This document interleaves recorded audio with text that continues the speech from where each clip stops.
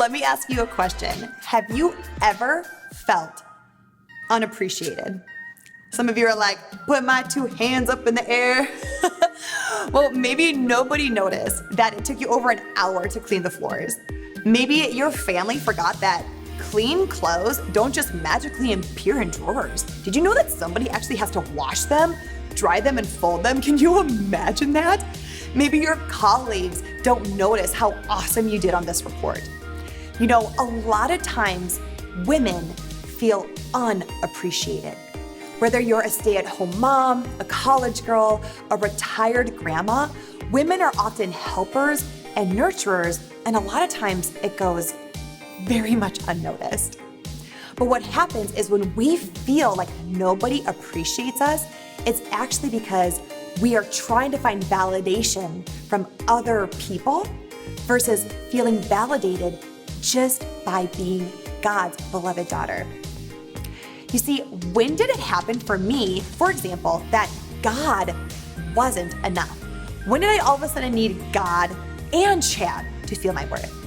And then God and Chad and Pierce to feel my worth. Then God and Chad and Pierce and a successful career. God and Chad and Pierce and a successful career and people to notice me on Instagram. You see what happens? You ladies all probably have your own list in your minds as well too. So what are you making your God? I can tell you what you're making your God. If you show me your bank account and your calendar, I can tell you what your God is. Because oftentimes where we're spending our money and where we're spending our time is truly where we feel the most worth. I have a good friend who is super consistent and disciplined in being in the Word every single day, whether she's reading it or listening to it.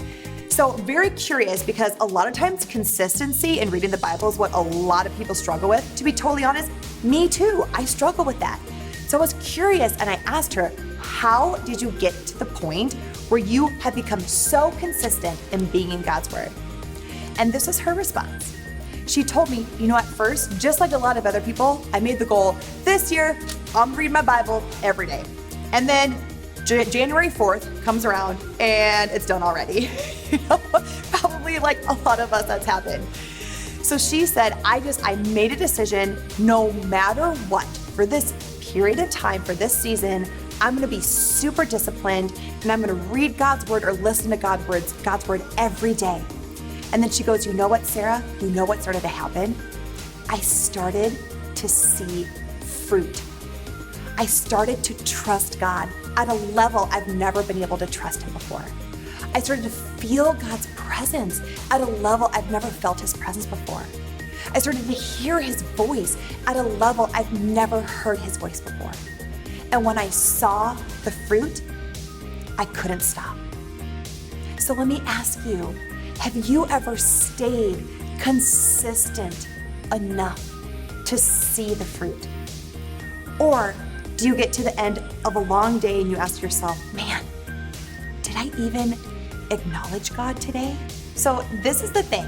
It's not like tomorrow, all of a sudden, your entire Wednesday is going to open up. You're not gonna look at your calendar and be like, well, would you look at that? A Wednesday with nothing to do. Woohoo! Obviously, that's not gonna happen because there's still going to be distractions, there's still going to be business, and there's still going to be stress. But if there is one thing to remember from this entire series of The Trap of Busyness, it is these 4 words. Be still, be present. So be still, God, I release all of my distractions to you. And be present, God, I am here, I am listening, I am ready to receive. In Psalm 46:10, it says, be still and know that I am God. So God, instead of telling us, do more, be more. You're not enough. Go faster, move farther. God is saying, just be still, be present, and know that I am God. So ladies, your challenge this week is to be still and be present, to know that God is so active and alive in your life. Because the opposite of busyness is not laziness. The opposite of busyness is purpose. Purpose and finding your entire worth through God.